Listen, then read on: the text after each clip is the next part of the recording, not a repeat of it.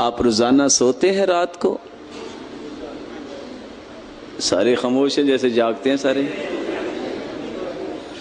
رات سوتے وقت جو سورۃ الملک پڑھ لیتا ہے نا، قیامت کا دن ہوگا، ان سورۃ من القرآن ما هي الا 30 آیہ شفعت لصاحبها وفي رواية أخرى خاصمت عن صاحبها وفي رواية ثالثة،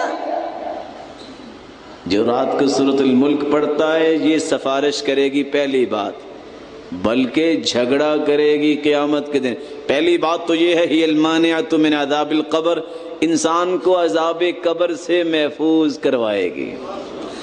حتی ادخلتہ الجنہ، جب تک سورۃ الملک پڑھنے والے کو سورۃ الملک جنت میں داخل نہیں کروا دے گی، سفارش چھوڑے گی نہیں۔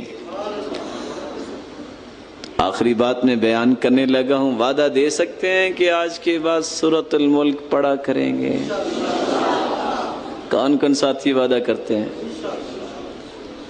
کچھ ہاتھ تھکے تھکے لگتے ہیں، میرا جی چاہتا ہے میں ان کو دبا دوں، تھک جاتا ہے نا انسان۔